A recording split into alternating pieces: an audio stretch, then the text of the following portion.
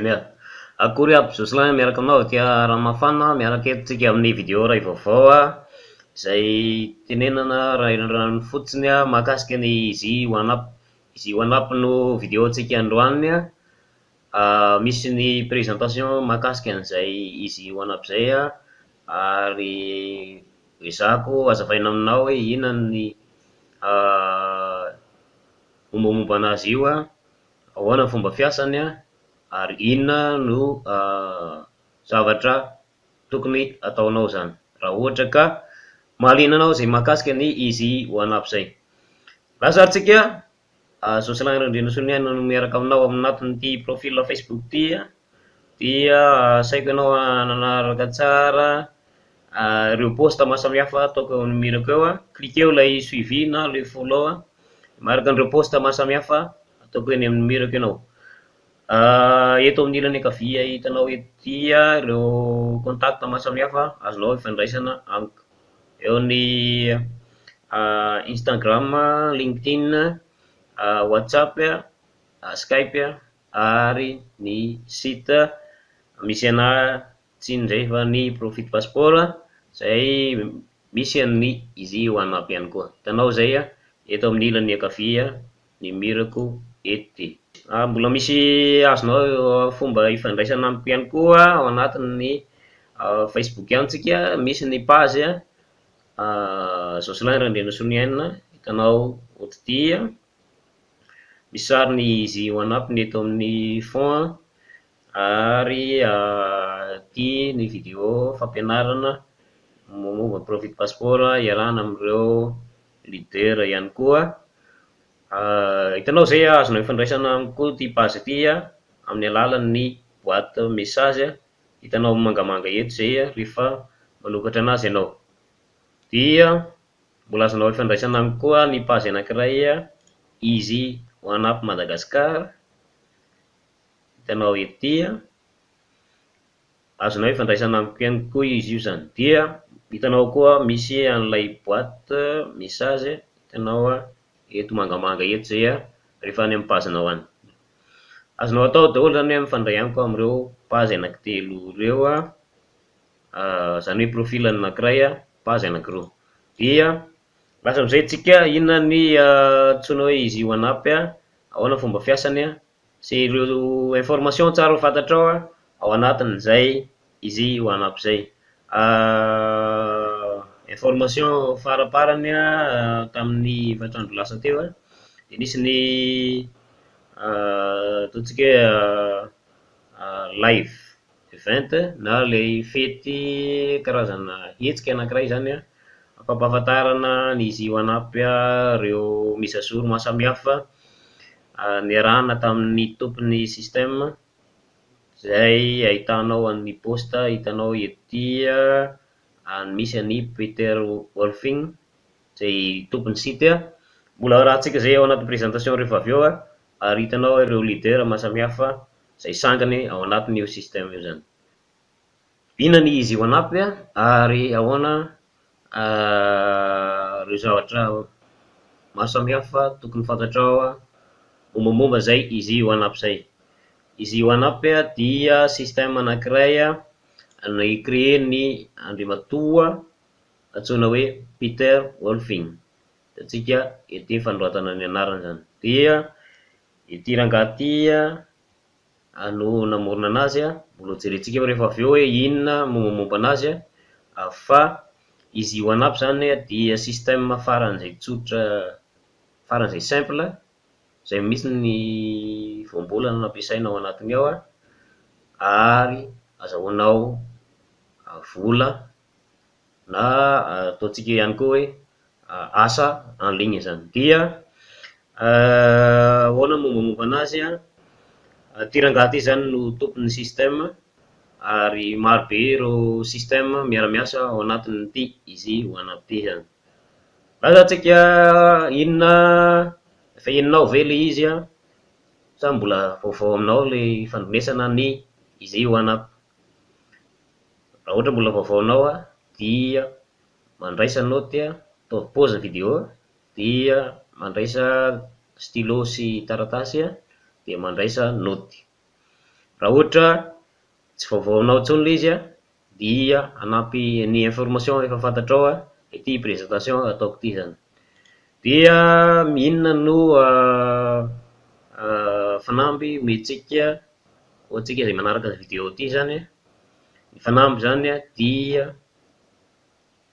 voalohany a, anampy anao bebe kokoa amin'ny tontolon'ny asan'ny internet a ny fanaranao amin'ny vidéo ity. Faharoa, anampy anao amin'ny fidiram-bola ao tokantranonao zany na ao amin'ny tena vatantenanao a ny fahitanao an'ity vidéo ity, satria simple izy ity a, ary tsisy aloha ny garantie satria ny antony a tsy anala olo ny système. Faharoa, ny ohatran'ny asa rehetra misy voambolana antsika malagasy zay hoe raha mamafy tadio ianao mamafy rivotra ianao a, raha mamafy rivotra ianao a dia mijinja tadio. Dikan'izay hoe raha miainga amin'ny zavatra zéro ianao a dia mahazo zéro ihany koa zany.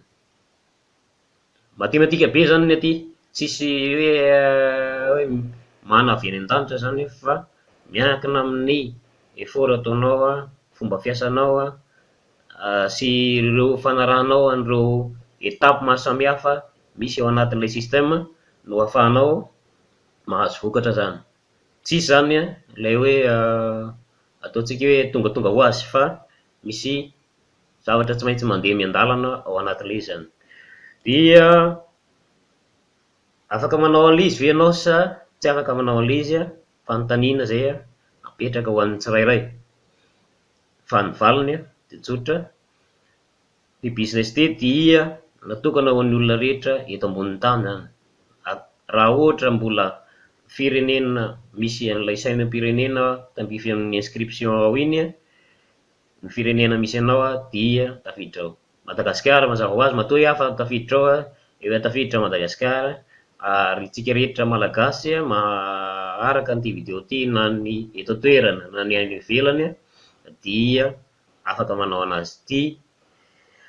Ao anariny mombamomba an'ilay izy one up a, raha ohatra ka hoe ataontsika hoe olona miasa ianao a na olona raikitra amina zavatra maro samihafa ianao, dia hoe tsisy ny fotoana, misy foana ny fotoana fa anjaranao a no mandahatra anazy. Tsy marina zany le hoe tsisy ny fotoana, misy foana ny fotoana fa anjaranao mandahatra anazy. Ho azavaiko aminao le hoe inona no tena important n'ity izy io anampy ity a, ary hoe inona no tokony hoe tsy maintsy ataonao ve le izy sa hoe tokony ataonao ve le izy sa hoe aleo manao zavatra hafa. Dia lasa aritsika araka nambarako teo a, rehetrarehetra afaka manao anazy ity. Voalohany aho jerentsika voalohany a mahakasika ny Peter Wolfing zany.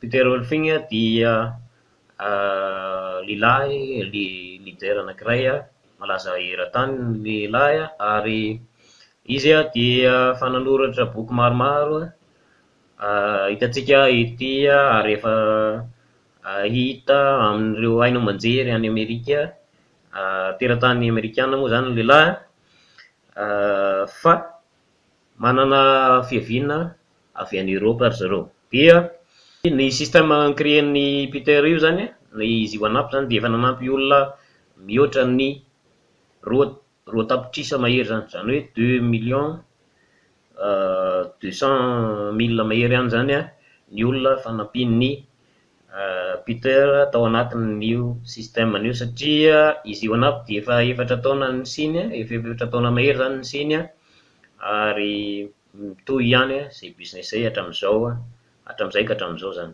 Zany mbola tsy niato, mipaye foana, ary mino aho tsy marapahafatiny angambany a, ary mety ny zanany koa ary mandimby mitondra an'ilay izy a farao, satria raha arahanao tsara ilay fanazavako rehefa avy eo a, dia structuren'ny izy one up a tena hafa amin'ny business rehetra nisy zay mba fahitako a nanomboka tamin'ny fin ny année 2014 ka hatramin'izao zany, satria nanomboka tamin'izay a niditra tontolo asa amin'ny internet a, ary nanao ambony ambany ohatr'izao foana ilay izy a, ary tsy de tena nahita résultat hatramin'izay a, fa izy OneUp zany a hitako hoe manomboka mahazo résultat aho ary hitako miakatra hatrany a zay résultat zay.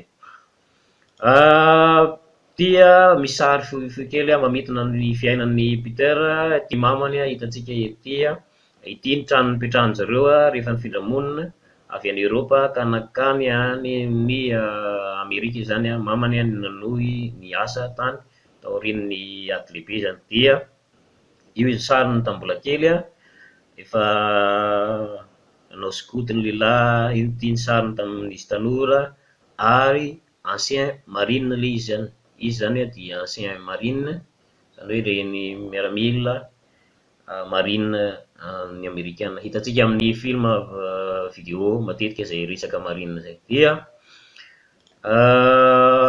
lehilahy dia efa marobe nireo ataontsika hoe célébrité ny arahany mankalaza zany a, miara-maka sary sy namany a hitantsika ety a, dia marobe izy a, misy mpilalao horonantsary ihany koa marobe. Ty ho an'ny Buffet a, le milliardaire maneran-tany a, hitantsika miaraka aminazy eo, marobe zany ireo célébrité miaraka aminazy a, fa io reo zany sary vitsivitsy reo a hitantsika ireo zany. Dia inona ny ataontsika hoe mot clé na ataontsika hoe tena mampiavaka ny izy OneUp, ny tena mampiavaka anazy a dia ilay hoe simplicité na le hoe tsotra kely zany ty système ty a, tsy compliqué ary tsy ilaina hoe mahay teknika be ianao na hoe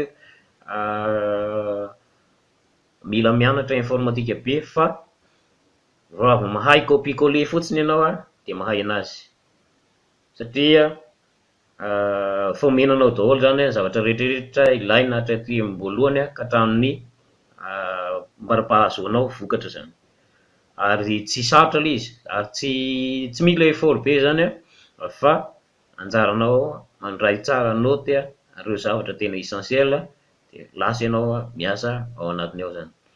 Dia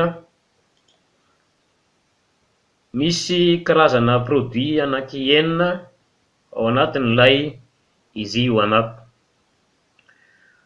Raha idirantsika izay a, dia misy ary ao anatiny produit anankena io zany no akanao an'ilay vola na ilay ataontsika hoe commission zany mety ho azonao a rehefa miasa tsara ianao. Misy a ny produit amin'ny $25 ary misy ny produit amin'ny $100, amin'ny $250, $500, $1000 ary $2000. Ireo produit ireo rehetra ireo dia vidéo fampianarana rano fotsiny, ary mividy paquet isan'isany amin'ireo ianao a.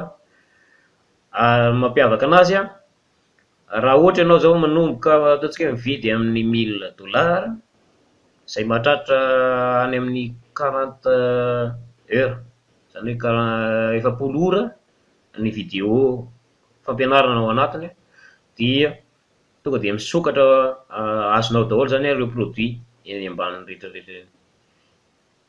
Ary ny tena mampiavaka anazy dia indray mandeha mividy ihany ianao, dia rehefa avy eo a manana ny licence ahafahanao mivarotra anazy.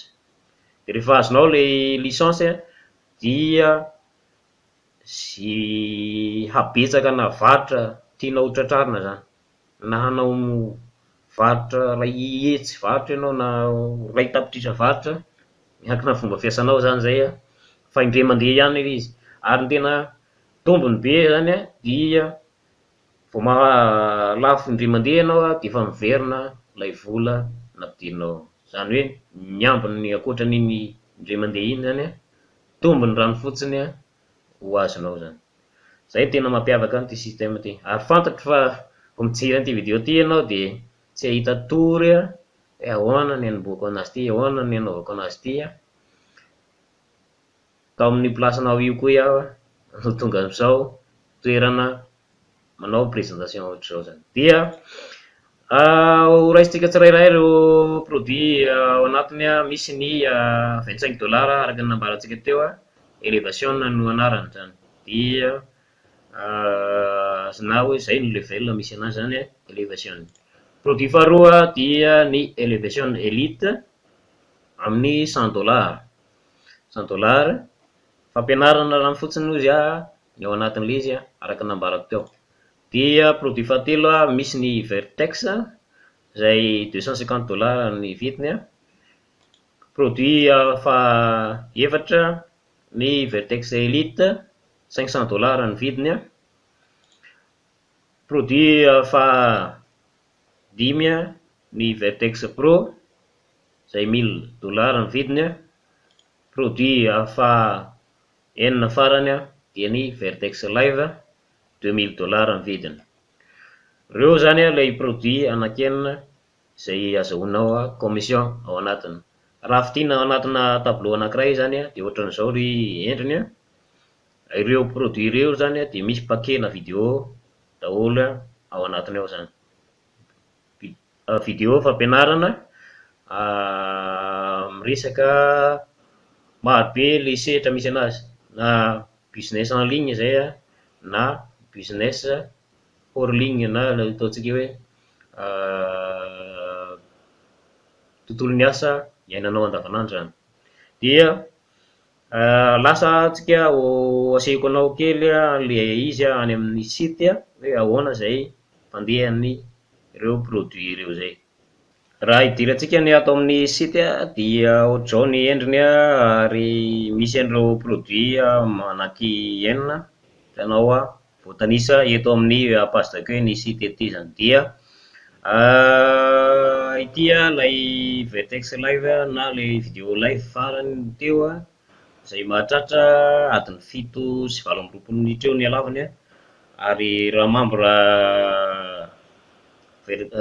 izy io anampy ianao ka membre active zany dia azoko andefasana na filelako na tsy filelako zany dia azoko andefasana tiako tenena zany na nividy produit tamiko ianao na produit amin'ireo namana efa nividy tamiko dia azoko andefasana an'ilay lien ny vidéo izay hitanao zay vidéo zay ao amin'ny YouTube fa caché ilay izy tsy azonao mihitsy zany io lien ty fampianarana nandritra ny live tamin'ny 3 octobre ty zay zany raha tsy olona manome anazy aminao zany. Dia eo amin'ny 3 giga 4 eo ny hangezany rehefa mitelecharge anazy anao ao anatin'ny format 720 zany na le ataontsika HD 720 zany no akanao anazy zany. Dia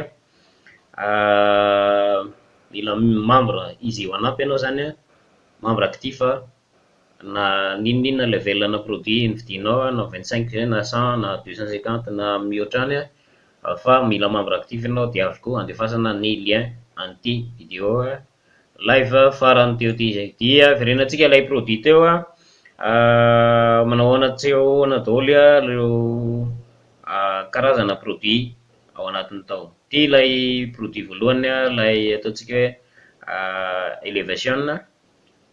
elevation basic no tena fiteny anazy na atsonako tsotra fotsiny hoe elevation. Dia io le 25 dollars ary manaraka anazy ao ilay elevation elite amin'ny 100 dollars, manaraka anazy ao ilay Vertex tsotra ilay amin'ny 250 dollars ary ny Vertex elite amin'ny 500 dollars, Vertex Pro 1000 dollars ary ilay farany teo izay niakatra ery ambony izy Vertex Live ilay 2000 dollars. Marobe ireo ataontsika tsara ho fantatra ao momba ilay système raha ohatra ka maharaka ny voambolana anglisy ianao dia marobe ireo zavatra fampianarana izay tsara ho arahanao ao anatiny. Hitantsika eto ambany ety ilay bulle d'info an'ireo olona miditra ao anatin'ilay système, ataontsika isaky ny minitra isaky ny segondra misy olona miditra vaovao foana. Dia asa tara raha ohatra ka mahaliana anao izy ho anampy zay dia misy lien miaraka amin'ity vidéo ty ihany mety eo ambany eo zay na eo ambony eo arakaraka ny ifaninanao amin'ireo posta ahitanao an'ity vidéo ty zany. Dia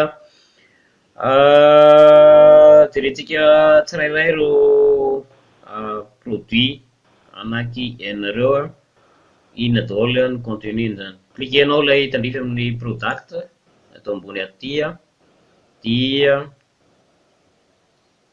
mitondra anao zay makato amin'ny détail an'ilay produit tsirairay avy zany. Dia arahanao lay vidéo eto ambony aty manazava anao hoe inona ahoana ny fomba fiasan'ny izy ho anampy zany, zay araka ny titre eo eo zany. Dia ty lay produit voalohany ilay version 25 $, dia ireo misy karazana vidéo paquet anankiroa samihafa zany ao anatiny ao zany. Eo ny ataontsika ny base ny antsoina hoe network marketing sy ny affiliate kickstarter, zany hoe lay resaka affiliation amin'ny fomba tsotra zany na fomba fohy anomboana anazy zany. Dia misy fampianarana vidéo ho an'ny network marketing zao dia misy fampianarana vidéo anankifito ao anatiny ao. Dia ny an'ny affiliate kickstarter misy vidéo anankivalo ao anatiny ao. Zay zay paquet na vidéo roa samihafa zay dia miditra ao anatin'ny antsoina hoe elevation 25 $. Ny produit faharoa dia le $100 elevation elite, ahitantsika ny reto vidéo maro be reto izy reto, angambany efa 20 angambany iny raha tsy diso aho. Dia azonao atao tsara zany mividy anazy iny dia ianaranao le izy iainanao ny zavatra voalaza rehetra misy ao ny fomba fanaovana ny Pinterest, Facebook, ny solo ad na lay ataontsika hoe ny publicité. Solo ad moa fiteny anazy eo ihany koa ireo QR code lay code graphique le fampiasa ohatran'ny ampiasaintsika amin'ny puce telemam zao igny, YouTube,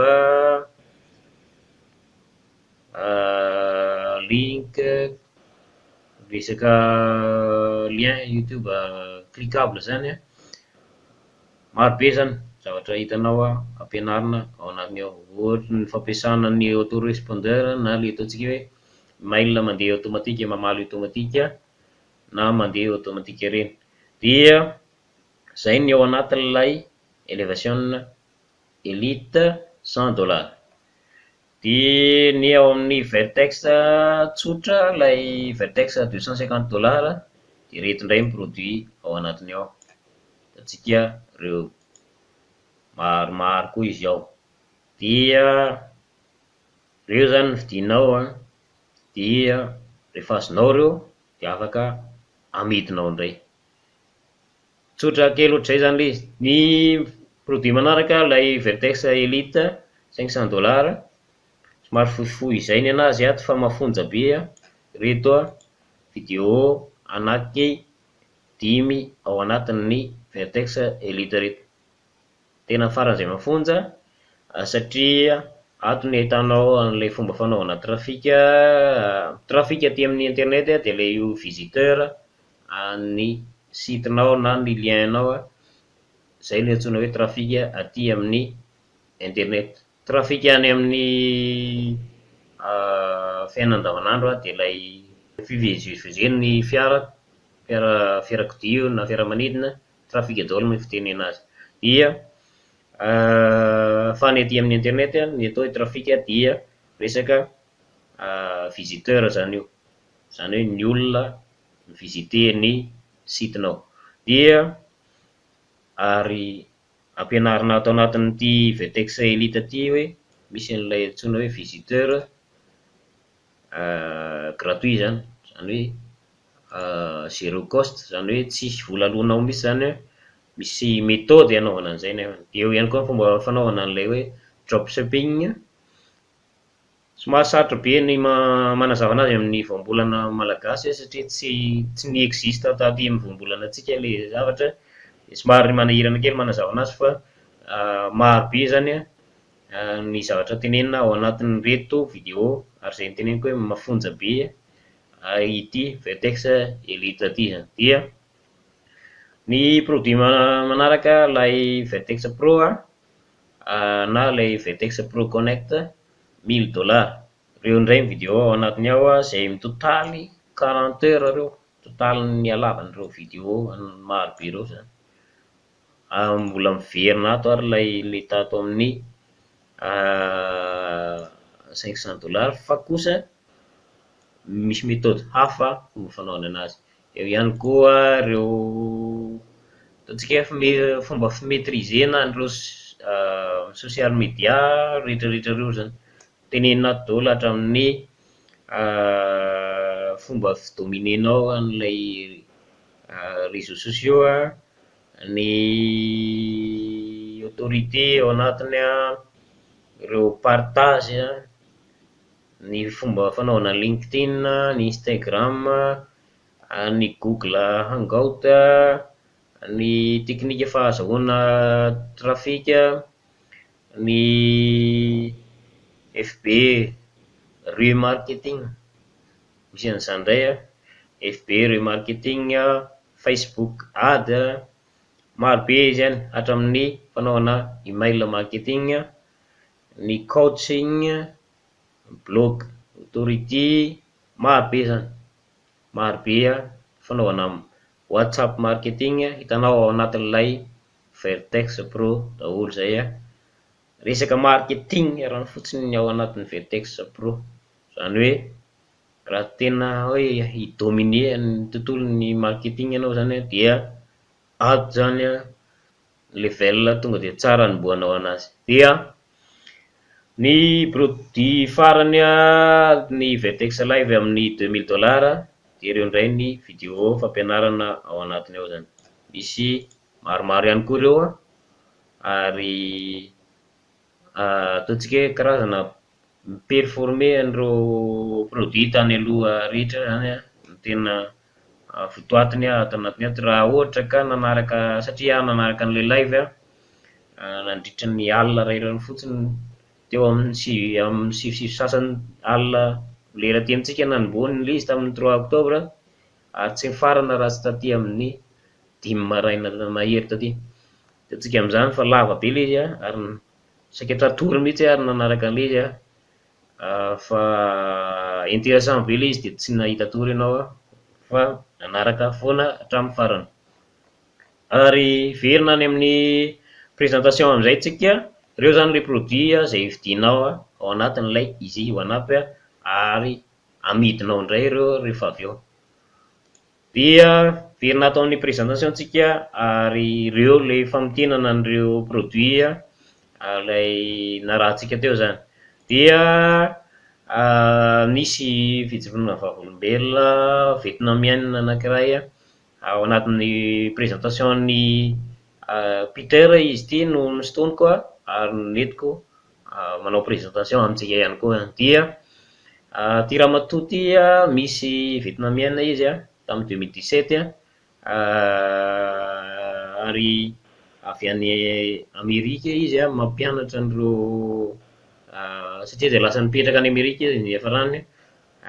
Rehefa nanao misy izy zany dia tsy haiko ny olona nintroduire anazy tao anatin'ilay système, dia avy any indray izy no mampianatra an'ireo andiam-behivavy be dia be any Vietnam.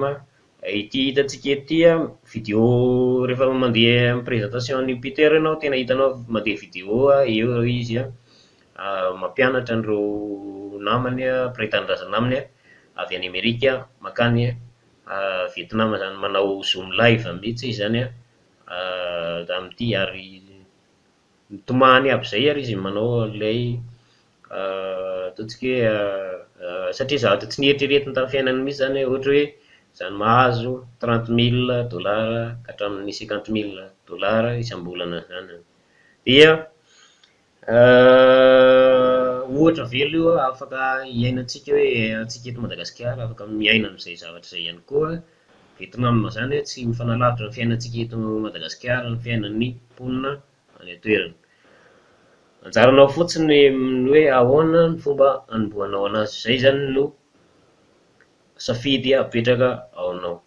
Inona no tena mampiavaka anazy tia izy io anampy voalohany aloha dia tsisy ataontsika hoe ilay vola aloha isam-bolana, zany hoe indray mandeha mividy ihany ianao tapitra eo miankina amin'ny produit, zany hoe level de produit novidinao zany. Raha ohatra tonga dia miditra amin'ny 2000 dollars ianao indray mandeha mividy iny ihany dia vita, sisan'izay vanty mahalafo indray mandeha ianao dia miverina volanao 2000 dollars, ny ambiny rehetrarehetra eo na ataontsika hoe zato na arivo no azonao amin'ny 2000 dollars dia anao rano fotsiny satria 100 commission tombony be zay tsisy vola alohanao isam-bolana intsony hoe tsy maintsy mandoa an'izao ianao isam-bolana, tsisy an'izay zany aty amin'ny izy io anampy.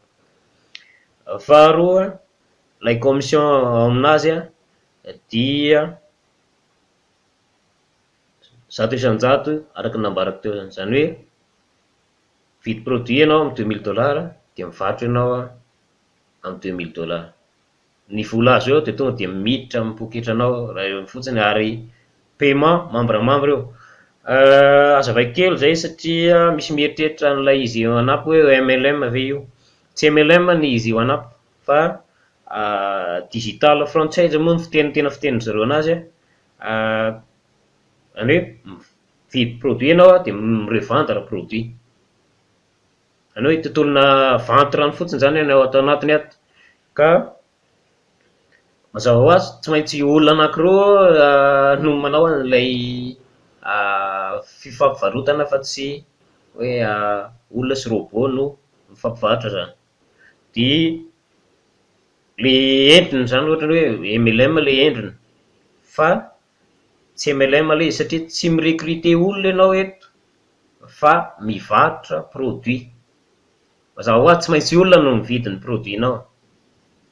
Dia paiement direct membre zany hoe olona zany, tsy hoe olona sy robot na hoe ataontsika hoe tsy maintsy mirecruter olona ianao, tsy zay zany le izy, fa ilay produit no affilié zany, zany hoe le produit no mi-affilié fa tsy olona. Aleo azavaintsika tsara zany zay ary zay no azahoanao le mahatonga izy hoe affiliation, hoe commission avy eto amin'ny affiliation zany no azahoanao anazy. Maromaro ny manampifangaroa anazy io dia zay no antony hoe anazavako anazy tsara, zany hoe ato resaka vente rano fotsiny ato. Mahay mivarotra ianao mahalafo ianao mahazo commission, tsy mahay mivarotra ianao mila mitady stratégie vaovao ianao fomba ivarotanao dia mahalafo indray ianao dia mahazo commission. Zay simple ohatran'izay mihitsy ny aty amin'ny izy io anampy. Ohatrohatr'izao zany ny tena ataontsika hoe fanazavana an'ilay fomba fiasa an'ilay système. Ohatra hoe mandray tsika zany ny produit amin'ny 2000 dollars zany, satria zay farany ambony indrindra ao fa mety foana io na ataontsika amin'ny 25 dollars dia mety foana io. Dia mahalafo ianao voalohany, ity zany ianao ity farany ambony ety dia mahalafo ianao dia mahazo 2000 dollars. Dia nahalafo faharoa ianao dia tsy azonao ilay vola zay satria izay mihitsy ilay structure n'ilay izy io anampy, lasa makany amin'ny olona, zany hoe lasa bonus n'ilay olona napiditra anao tao anatin'ilay système lay vente, deuxième vente, zay foana structure zany ary niza olona membre actif ao anatin'io zany dia zay foana structure zany. Dia le deuxième vente zany a makany amin'ny parainao zany, dia ny troisième vente hatrany amin'ny infini any dia makany aminao amin'izay a, zany hoe commission 100% foana ilay izy. Premier commission a dia ny troisième makatrany amin'ny infini a makany aminao, zay zany a ny structure. Ny deuxième vente na ny deuxième commission a makany amin'ny parrain na ny ataontsika hoe sponsor nao. De reo olona nividy taminao reo indray raha ohatra mahalafo reo a dia mitovy amin'izay ihany koa no zavatra mahazo aminazy a. Ny premier vente azony, deuxième vente a mahakany amin'ny anao le olona nividy teo zany, zany hoe makany amin'le olona nividy teo a, dia ny troisième vente a makany amin'izay. De rehefa avy eo zany a misy hoe ataontsika karaha ny ohatra hoe bonus isaky ny olona misy vola miditra foana ianao na dia tsy miasa ary ianao a, dia misy vola miditra aminao a, vokatra ny ray fomba fiasan'ilay olona nividy tamin'ny produit taminao ireny zany. Zay zany ilay izy a, ary zay no hazavaina ato amin'ny aorianan'le disy aty zany hoe dixième vente, dia misy le deuxième vente,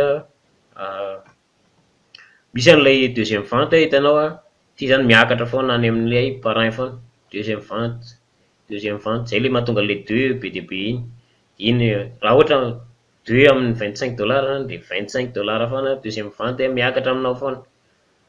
Zavatra mety mahazo anao koa zany iny a, rehefa mahalafo reo olona eo ambaninao reo zany, deuxième vente-n'ireo olona reo zany a dia miakatra aminao foana. Zay, ary zay tena mahafinaritra ao anatin'ny Easy One Up. Zay ny mahatonga an'ilay fiteny hoe Easy One Up, zany hoe ny deuxième vente miakatra ao ambony, miakatra ao amin'ny parrainao ao zany. Dia ohatran'ny efa henoko zany, efa naheno structurana produit ohatr'izany ve ianao? De maro ny teny hoe mety efa ohatran'ny efa nahenoko zany a. Tsy maintsy miresaka aman'olona ve, tsy maintsy manao publicité ve?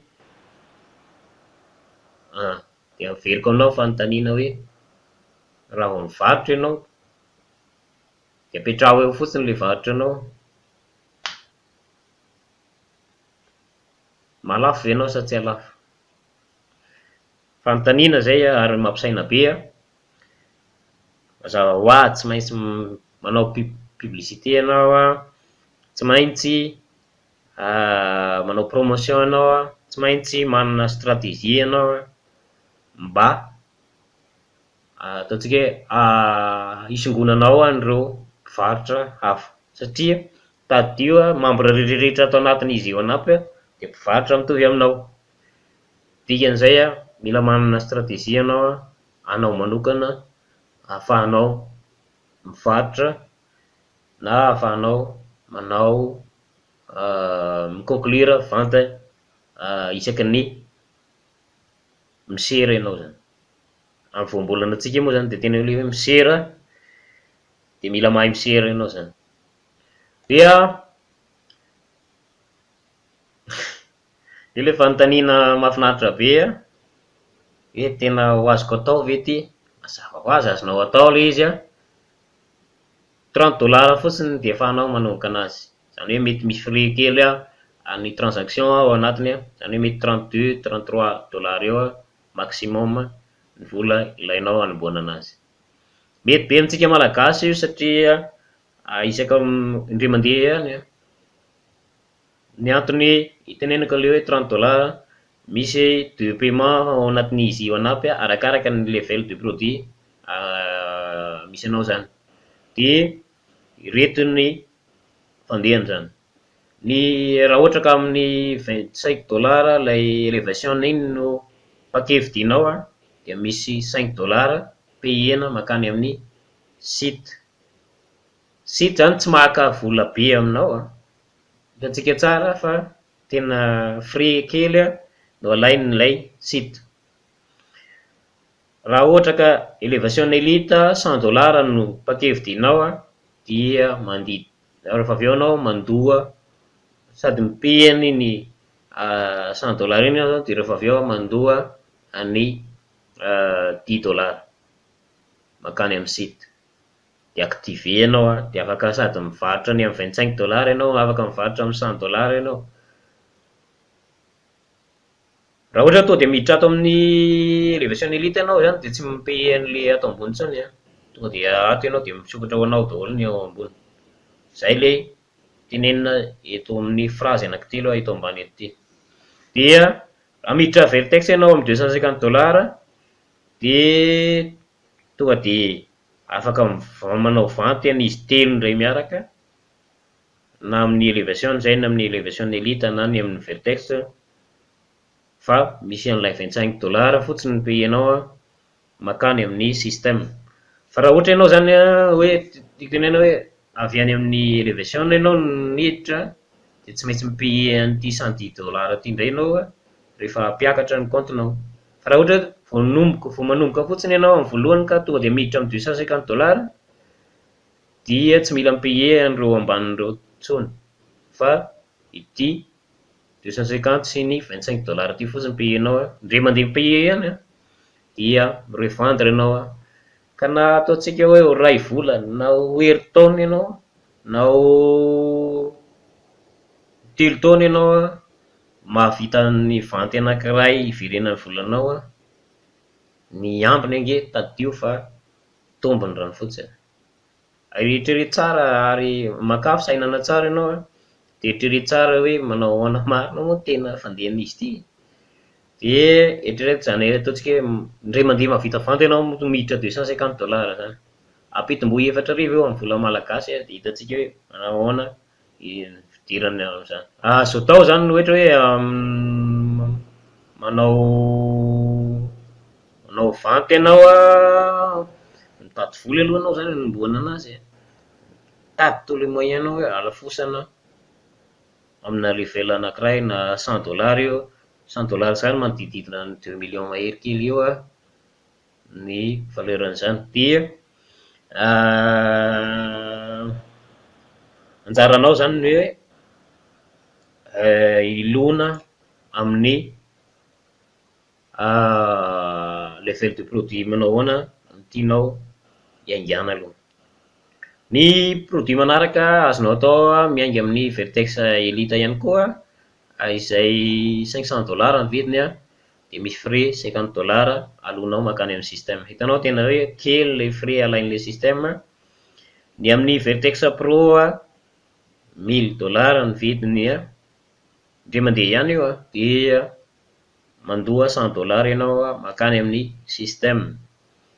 Ary Vertex Live 2000 $ vidiny dia 500 $ alonao makany amin'ny système. Ireo zany raha ohatra hoe tsotsorina ohatran'ny hoe manisa 1 2 3 zay maha simple ny izy one up. Ndre mandeha paye ihany ozy ary ndre mandeha mahalafo ianao de miverina ny volanao, ny ambiny rano fotsiny tombony. Zay tena tombony ao anatin'ny izy one up. Petraka ary ny fanontaniana tena ohatran'ny tsy tafa ty tsisy vola. Corona mamely, fidiran'ny mpianatra mamely, ahoana ary ny atao? Mila mitady hevitra ianao na ianao hitrosa vola na ianao manao an'ireny ataontsika hoe microcredit ireny fa mila manana stratégie mafonja ianao ozy mba ahafahanao mamerim-bola an'ireo toerana fakana vola.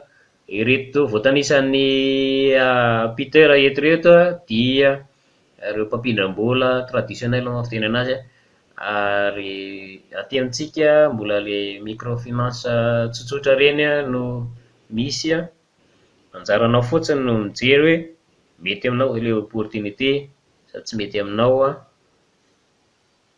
aka risque sa tsy aka risque, anao zany ary décision nao samy rery zany zay.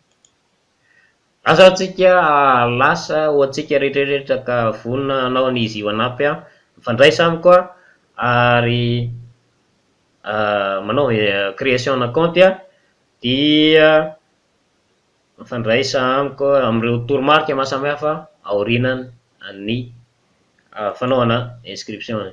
Dia misaotra anao nanaraka ny présentation nohizako ny vidéo dia verenantsika ilay aty amin'ny site amin'ilay hoe ahoana ny atao rehefa anao ny inscription ianao, satria maro amintsika no sadaikatra hoe ahoana ihany fanaovana inscription anazy ity ary inona ny lien tokony ampiasaina rehefa manao promotion ianao. Hitanao eny amin'ny murako eny misy an'ilay poste maro samihafa dia misy ny lien profit passeport ary farany teo hitanao misy ny preuve de paiement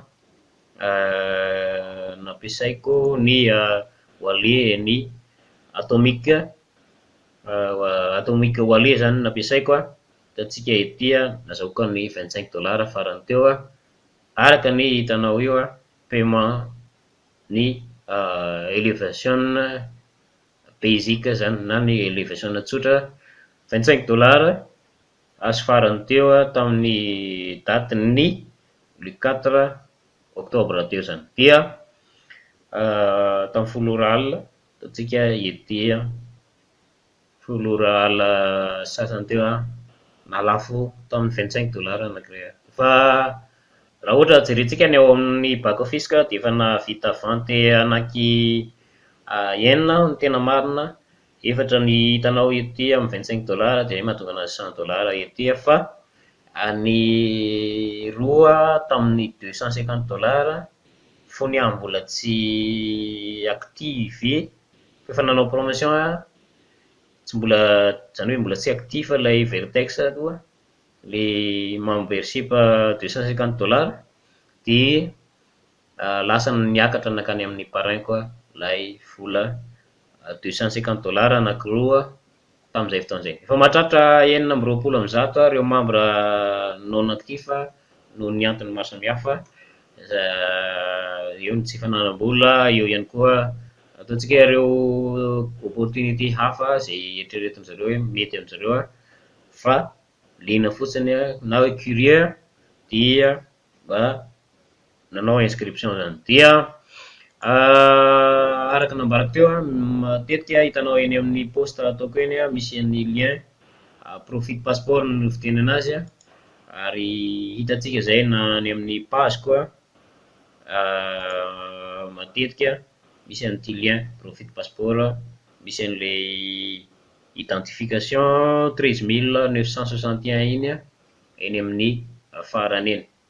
Dia cliquenao iny dia mitarika anao makany amin'ny page anankiray ohatran'ity, misy an'ilay titre hoe attention if you want to make money in the easiest way possible, zany hoe raha ohatra ianao ozy izy tia ahazo vola amin'ny fomba faran'izay tsotra dia voalohany ataonao mampiditra ny adresy Gmail anao ato, ampidirinao zany ny adresy Gmail araka ny nambaran'ny page ety zany, dia ampidirinao ao ny adresy Gmail ohatr'izao dia lasa maitsomaitso ohatran'iny izy cliquena amin'izay avy eo ilay hoe yes show me how this works, dia tonga amin'ny page faharoa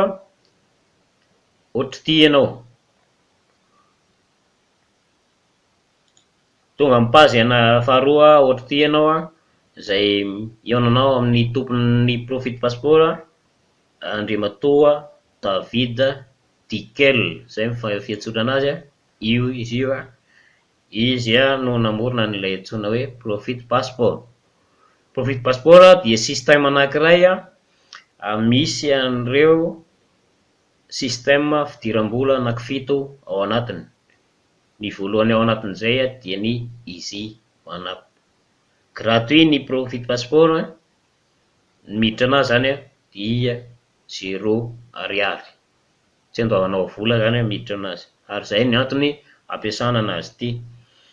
ary mbola misy tombony be amin'ny fampiasana anazy ity fa asiako anao rehefa avy eo dia ato amin'ny deuxième page arahanao i vidéo fohy kely 9 minitra sy 20 secondes io nataon'i David io manazava anao profite passeport, dia raha ho any ambany any misy reo ataontsika hoe fijoroana vavolombelona amin'ny fomba fiasan'ny profite passeport amin'ny ataon'ireo membre mahazo vola sanandro amin'io système io vokatra ny fisian'ny profite passeport. Dia raha anao zany any ambany rehetra any misy an'ireo vidéo maro samihafa, preuve de paiement, na sary io na soratra na capture d'écran hitanao rehetrarehetra any ireo membre rehetrarehetra mahazo vola vokatry ny izy io anapy ao anatin'ny profite passeport zay. Saika matetika izy io anapy daholo ny ataontsika hoe ny 90% ny proof hitanao ato anatin'ny profite passeport hitanao rehetrarehetra an'ireo. Dia rehefa leoleo mijery ianao cliquena avy hatrany ilay bouton mavomavo continue ety dia tonga amin'ny 3e page ianao ohatran'ity misy an'ity vidéo adiny ray sy 7 minitra sy 20 secondes aty. Dia eo ambanin'io vidéo io misy an'ilay hoe new member, zany hoe membre vaovao ianao dia mila micréer compte zany raha ohatra afa membre ny profite passeport ianao fa nanao création ny compte eo aloha dia cliquena avy hatrany ilay hoe I am le bouton faharoa zany le hoe I am returning member. Dia vaovao ianao dia ampidirina ny adresse email dia mampiditra mot de passe ianao dia rehefa avy eo cliquena amin'izay le hoe yes let me in.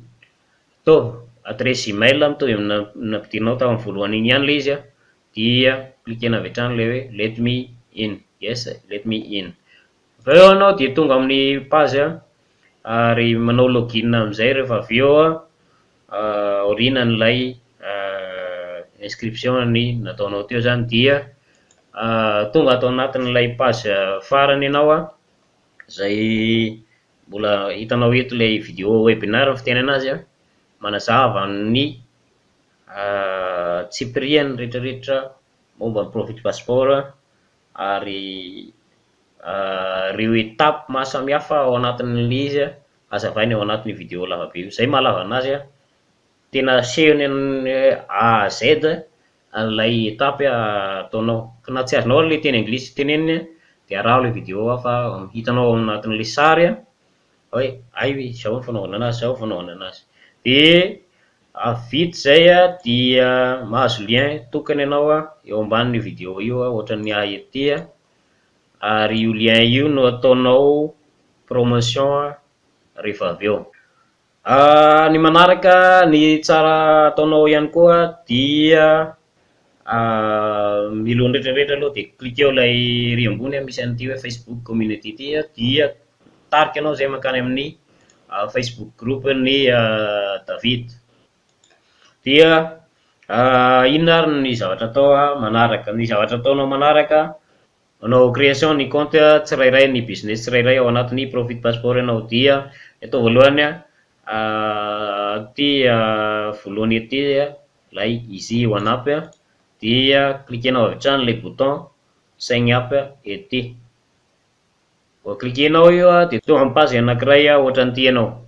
Inona ny atao manaraka? Ny atao manaraka dia fenoana ny banga voalohany ny adresse email atao rehefa adresse email atao amin'ny profite passeport iny ihany na ataonao vaovao mety ihany koa fa atao fotsiny email izay sokafanao matetika zany na isan'andro na sokafanao matetika fotsiny le izy. Dia manaraka fenoana ny fanampin-anarana atao anatin'ilay hoe first name ty ny manaraka last name dia ny anarana amindray na ny anarana lava iny ozy tsika dia misafidy ny Madagasikara atontsika na le pays zay ipetrahanao amin'izao fotoana izao zany mety daholo na lazatsika jery any Madagasikara tonga eto dia mampiditra ny adresy telefonanao ianao, dia ataovy an'ilay hoe plus 261 dia miampy ny numéronao Airtel na Telma na Orange, avy eo tonga dia hoe 32 makany raha ohatra ka Orange ny ampiasainao, tsisy an'ilay 0 intsony zany, na koa hoe 34 tonga dia makany mbarapahatonga ny numéronao. Dia vita zay dia avela eo dia tsikirihana ny manaraka mampiditra ny pseudonao amin'izay ianao. Ny fanamarihako kely pseudo dia mba atao hoe zavatra ahalalan'olona anao zany, mampidindrainao ny anaranao iny dia ampianao chiffre ohatra ny anahy Jocelyn 11 dia na raha ohatra ka satria efa misy olona Jocelyn hafa any dia tsy mety intsony le hoe Jocelyn, fa raha ny tena tiako dia hoe Jocelyn fotsiny fa zay ny antony nampiako anazy hoe 11 eo. Dia ny aorinan'izay mampiditra ianao an'ilay antsointsika hoe mot de passe lettre sy chiffre, tsy azo atao mampiditra caractère spéciaux ao anatiny fa lettre sy chiffre fotsiny zany. Dia manaraka ampidirinao ilay code captcha meny ety zao dia 844 dia zay zany ampidirinao eo. Aorinan'izay dia cochena ilay hoe I agree to this term, cochena iny vita zay dia klikena amin'izay ilay hoe start now. Vao vita rehetrarehetra zay dia manana ny compte izy OneUp amin'izay ianao dia afaka manao login avy hatrany. Lasa antsika hanao ny login ny ataonao ampidirina ilay pseudo mot de passe ary code captcha zay meny eo zany. Dia eto zao 309 ilay code captcha, miova foana io isaka manao login ianao. Dia pour sécurité ny site zany zay, dia klikanao amin'izay ilay hoe submit to login.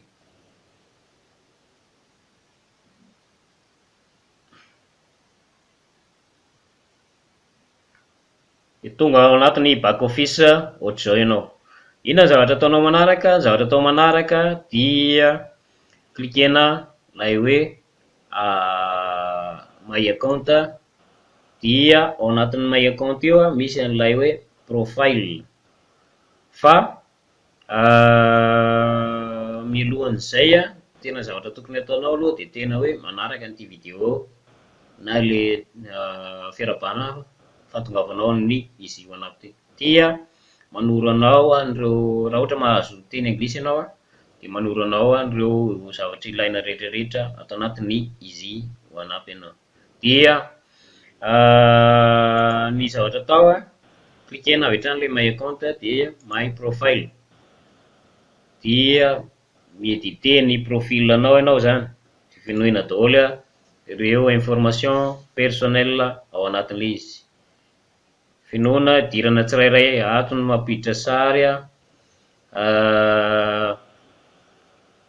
afaka finoinao eto na hoe ajanona amin'izao ity le miseho rehefa manao inscription eto iny, ity izy io, dia zay ny antony anaovana anazy hoe ahoana ny fomba anaovanao an'ilay page d'accueil ny inscription nao. Dia misy ny David misy fifampianarana nataony hoe asivo an'ity vidéo ity ao anatin'ny page d'inscription.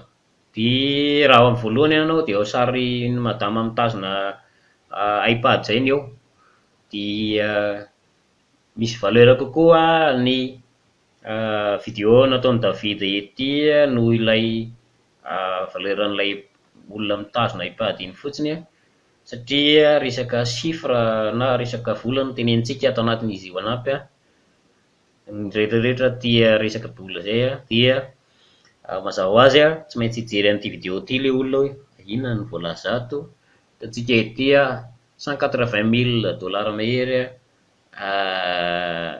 azon'i David tao anatin'ny nanamboarany an'ilay vidéo mahakasika ny izy OneUp zany. Dia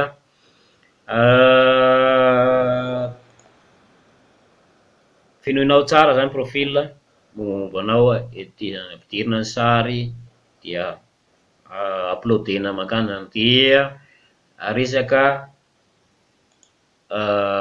adresy facturation ny ety zany, dia raha ohatra ka tsika ivelan'ny États-Unis dia klikena ilay hoe outside USA ety dia ampidirinao ilay province misy anao ato zany. Ny ahy zao Fianaratsoa dia Fianaratsoa nataoko ato, ankoatran'ireo zavatra rehetra. Ny atao amin'ny adresy voalohany ny quartier misy anao zany, zany hoe adresy ny quartier misy anao na ny lohan-trano misy anao zany, dia ny city zay vao le tanàna misy anao zany, io le boriboritany dia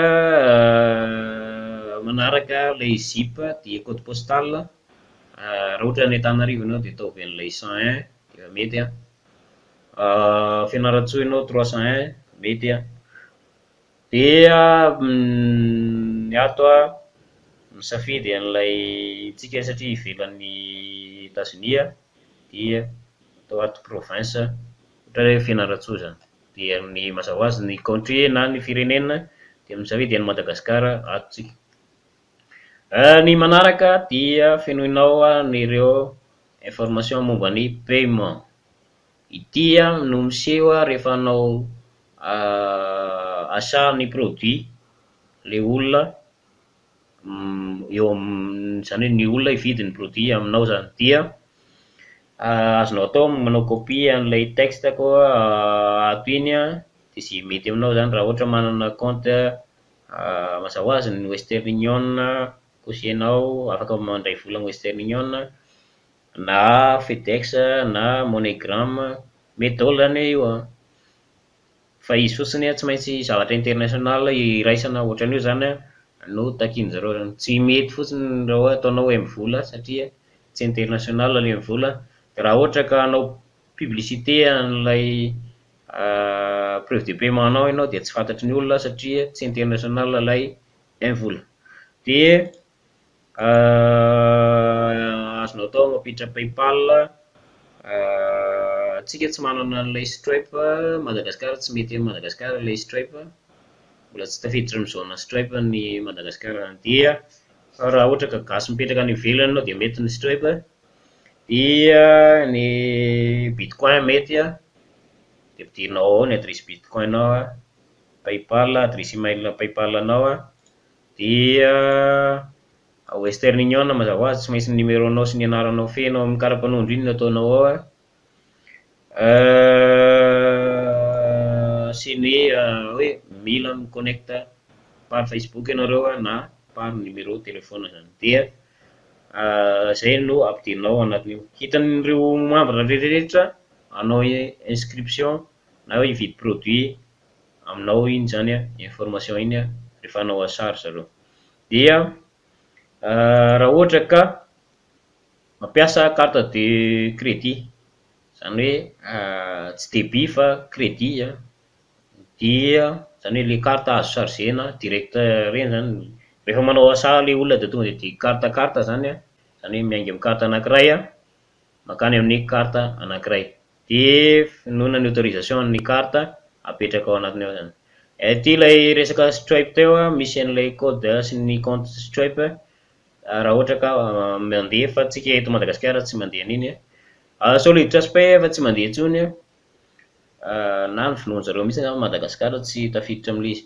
Dia ny farany ny adresy Bitcoin ao. Toromarika kely ho an'ny mampiasa ny Bitcoin, tsara kokoa ny mampiasa an'ilay Atomic Wallet, ilay iny Atomic Wallet ny antony iny zany tsisy vérification intsony hoe mampiasa passeport ianao dia manao selfie miaraka amin'ny passeport, tsy mampiasa an'iny zany ilay Atomic Wallet fa tonga dia mandeha zany.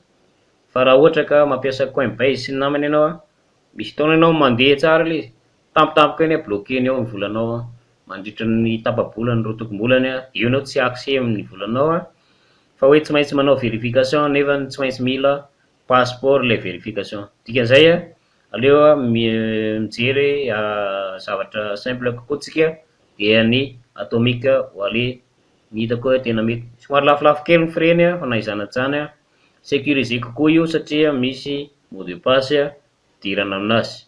Dia rehefa micréer compte atomique wallet anao a dia misy an'ilay phrase na mot roa ambin'ny folo iny ao anatiny a alaivo iny dia enregistreo tsara dia apetraho enregistreo quelque part any a. Fa raha ohatra ka manolona machine anao a dia réinstallena lay atomique wallet dia iny phrase roa ambin'ny folo iny a no mamerina ny comptenao normal ao tsara zany. Dia na mirécupérer an'ireo comptenao zany mba tsy ho very vola anao. De raha ohatra ka mijery anao zany hoe inona ny méthode de paiement par défaut nao a dia misafidy ianao ato anatiny ato zany. Misy moa zany ny any Amerika misy an'ilay cash app, misy ihany koa ny Zelle, reto roa reto mbola tsy misy aty amintsika satria tonga dia application any amin'ny téléphone io zany. Dia zay no zavatra atao a, vita ny paramétrage ny profil rehetrarehetra dia klikena amin'izay le bouton maitsomaitso ery ambany hoe update my profile. Vita zay rehetrarehetra zay a dia miverina makato amin'ilay hoe produit amin'izay ianao. Dia klikenao avy hatrany zay level de produit tianao hovidiana zany. Ohatra hoe tonga dia hiditra amin'ny Vertex satria ny anahy fa misokatra ny anankitelo voalohany dia ohatra hoe hiditra amin'ny Vertex Pro ianao amin'ny $1000 dia ao zany no klikenao zany dia tonga dia miseho eo le Vertex Pro dia asehony eto amin'izay ilay paiement anankiroa. Paiement voalohany le makany amin'ny olona ividiananao an'ilay produit. Dia eto zao ny parrain koa Michael manome safidy anahy izy hoe carte de crédit na mifandray aminy amin'ny Facebook aho omeny adresy namany eto dia efa nandefasany ny adresy bitcoin ihany koa iaho. Dia ohatra nanaovako ny paiement teo aloha zany dia azoko atao zany paiement anazy. Ny paiement faharoa tsy maintsy ataonao, paiement roa samihafa io zany dia le paiement makany amin'ny site zany.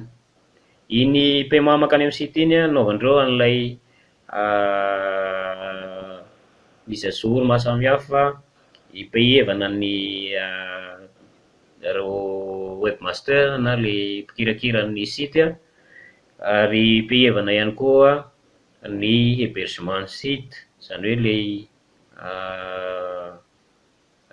toerana ipetrahan'ny site mba handefasana anazy mba ahafahana anaovanao accès aminazy 24 heures sur 24 tsy zany hoe tsy akiato zany mba mandeha tsara le site. Zay ny lavindry zareo an'le vola admin fee io zany. Zany hoe mitokana tsara zany ny vola makany amin'ny système ary mitokana tsara ny vidin'ny produit zay azonao eo no eo.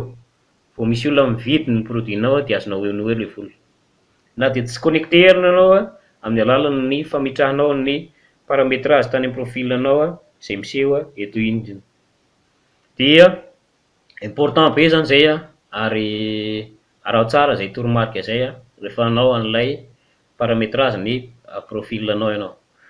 Dia mividy produit arakaraka izay idiranao. Indray mandeha mividy ihany ozy araka ny nambarako teo ary tsy miverina indroa intsony iny fa tonga dia misokatra anao daholo ny eo ambany rehetrarehetra. Raha mividy Vertex Pro io zany $1000 dia mipayer $100 makany amin'ny système dia vao vitako le paiement le $1000 dia omeko fotoana kely iny zany mila manome fotoana kely an'le parrainao anao satria tsy voatery hoe ambony machine foana izy dia vao mahazo notification izy any amin'ny mail sady mahazo notification izy any aty amin'ny izy io anapy hoe misy paiement vitan'ny olona ao amin'ny comptenao ao. Dia jereny amin'izay ny pseudonao na miezaka miconnecte aminao izy dia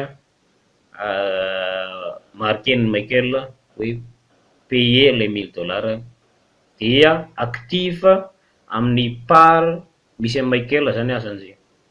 Fa vao vitako le paiement amin'ny $1000 ny amin'ny système $100 zay aho vao tena actif tanteraka. Zany hoe misy activation anankiroa zany ao. Ny ray activation avy amin'ireo olona nividiananao ny produit, ny ray activation avy any amin'ny système. Tsy maintsy mandefa araka ny ambarany ety, mandefa mail makany amin'ny izy io anampy dia miheny eto zao raha ohatra hanao paiement amin'ny bitcoin dia miheny eny ny adresse bitcoin na par carte. Zay ihany zany ny fomba anankiroa ahafahanao mi-payer an'ilay frais d'administration na ny frais admin na ny admin fee ny mankany amin'ny système zany. Dia manoratra email miaraka amin'ny preuve de paiement le $1000 sy le preuve de paiement an'ilay $100 zany aho makany amin'ny izy io anampy zay vao activé tanteraka. Zay zany méthode tsotra ao anatin'ny izy io anampy. Tsisy zavatra koatra ataonao akoatran'izay afa-tsy ny collecter paiement am'izay ny ataonao avy eo dia manao promotion ny liainao zany. Vitanao zany zay rehetra teo noteneniko zay dia miverina makany amin'ny page ny profit passport ianao. Dia ny zavatra atao alainao le pseudo tany amin'ny izy io anampy iny dia apetaka eto.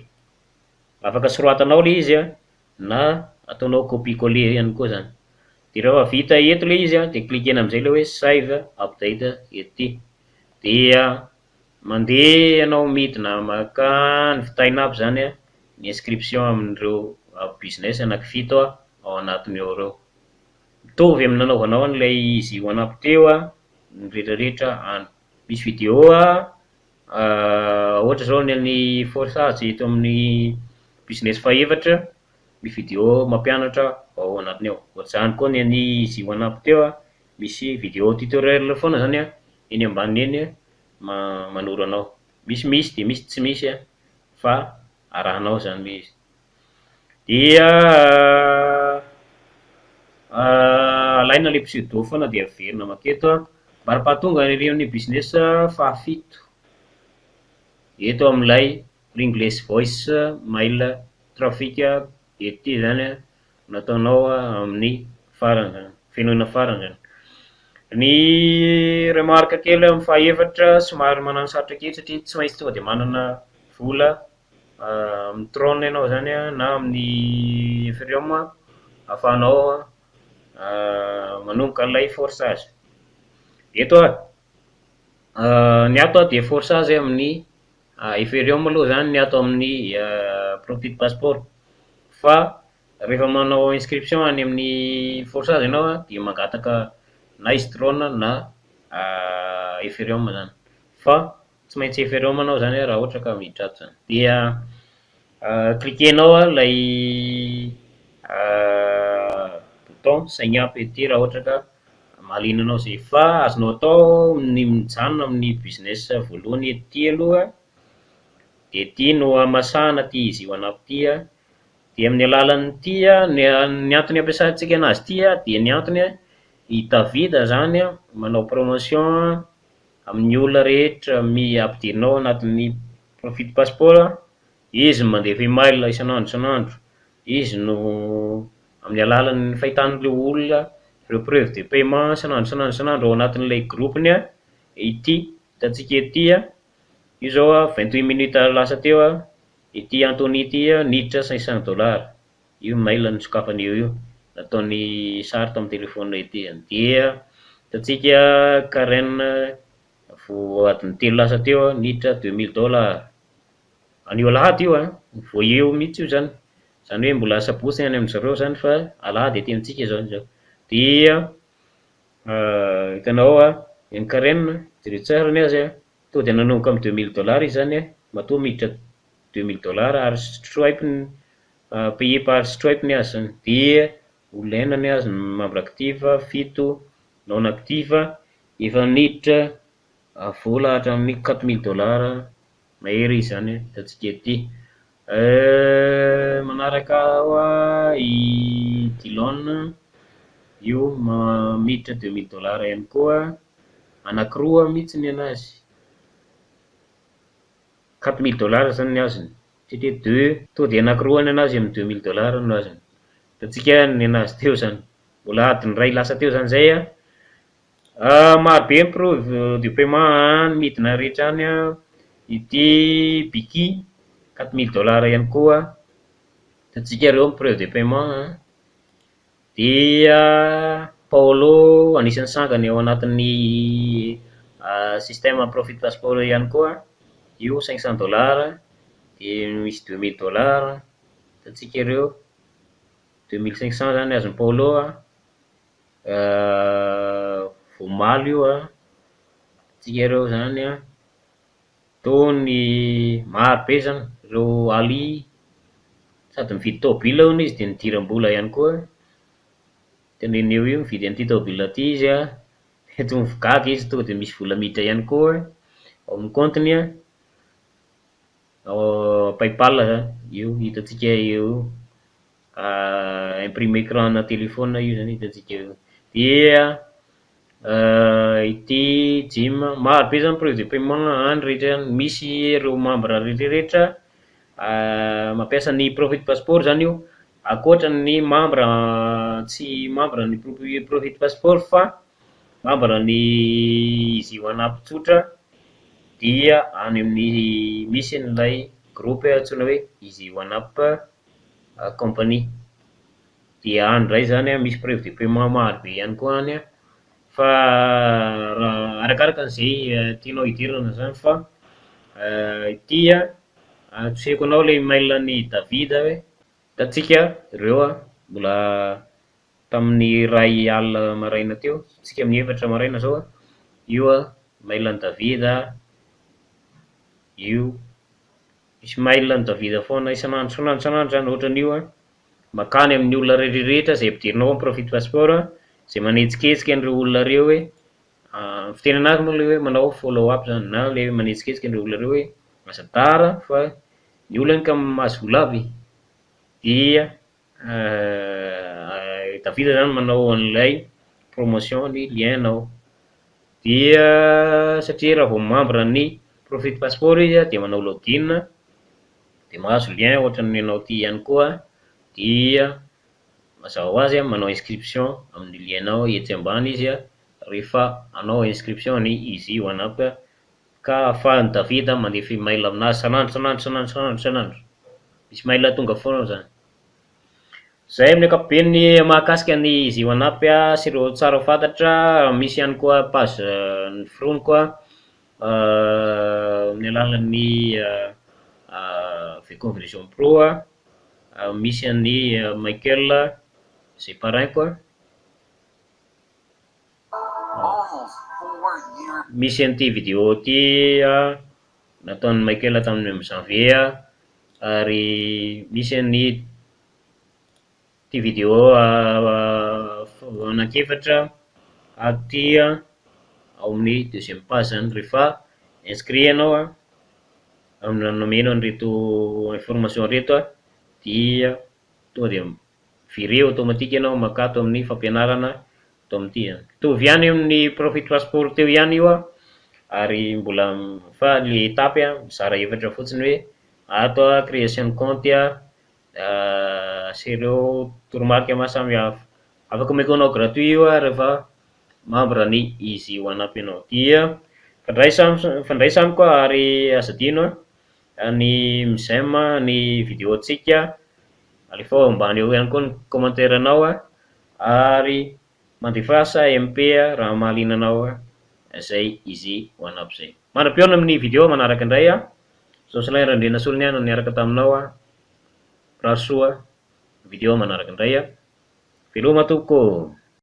The global workplace is changing. People are realizing that they no longer have to be chained to a job they despise and commute daily. Working right out of their home has been a welcome revelation for many and a shock for some. Yes, you can have a global business right from your kitchen table with a company that has over 2 decades of experience to support you.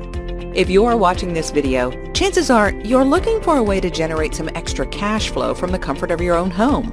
Welcome to EasyOneUp.com, where people from all over the world, from every socioeconomic background, can learn to leverage the power of the internet using a simple system that does all of the selling, telling, and explaining for you. How many do you know that would like a serious second or primary income with minimal risk and unlimited upside potential? Practically everyone is looking.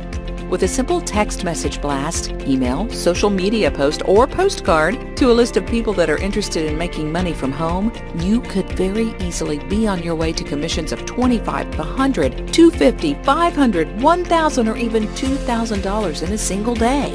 How would an extra $2,000 a day, week, or even a month change your life? Let's show you how it works. First, we have to lay a foundation of how traditional business works, so you can see the game-changing value in Easy One Up. According to the Small Business Administration, it costs a person over $50,000 for the average startup business, with most using their hard-earned savings or borrowing from relatives and banks to get started. Then a full-time commitment, rent, inventory, staff, payroll, accountants, and many more expenses just to get off the ground. Add to that, most of the expenses are monthly.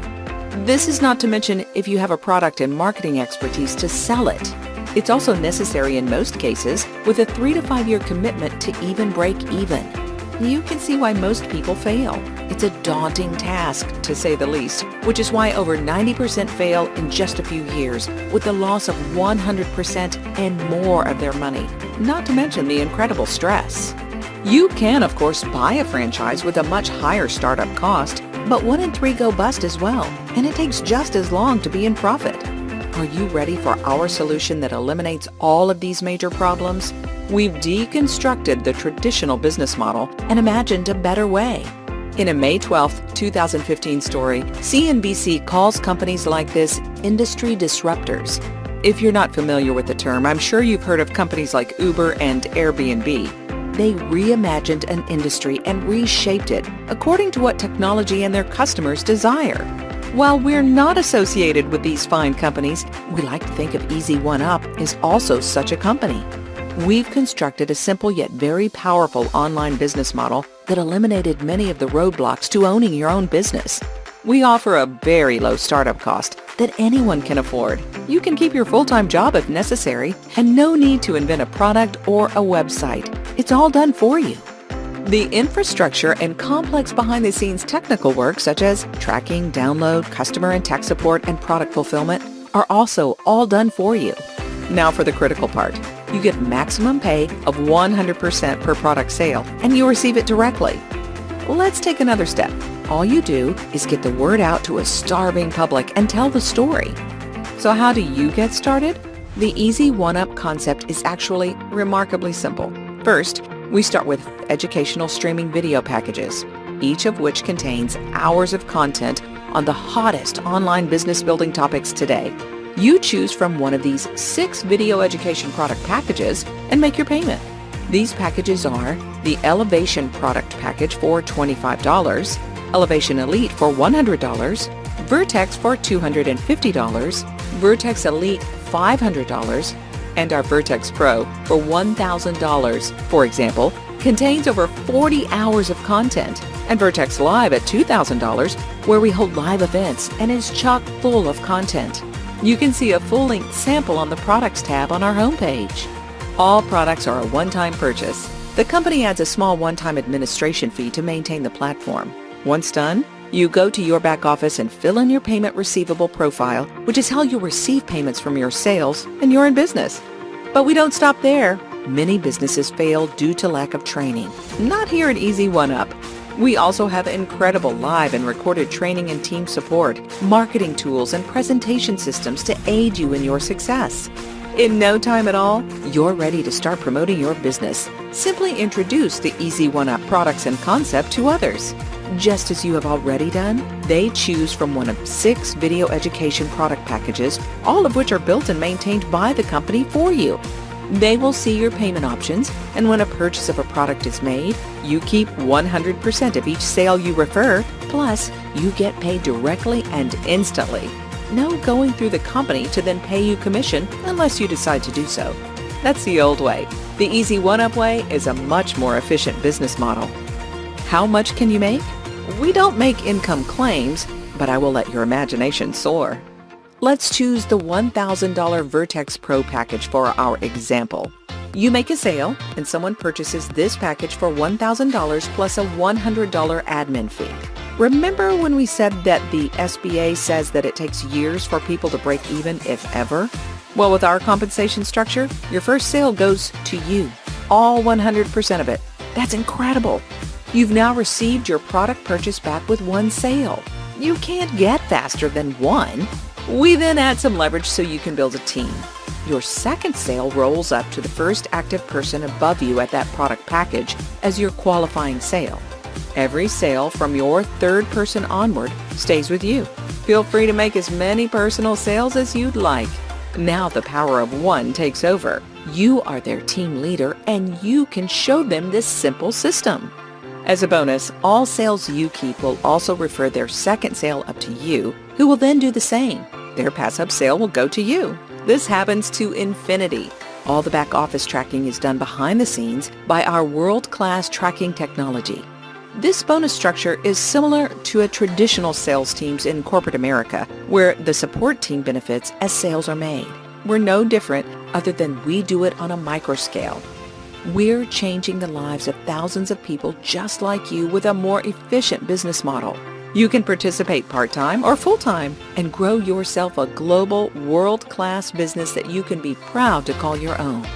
Finally, we think we've made your decision a simple one, but here's a special bonus for you. We mentioned that Easy One Up has 6 product packages. For the action takers who purchase one of the higher product packages, we will include all lower cost product packages and their admin fee at no cost, plus no pass-up needed for the complimentary product packages.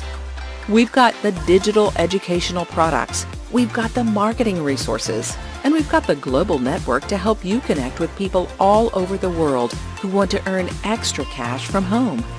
Discover the power of one. Start now.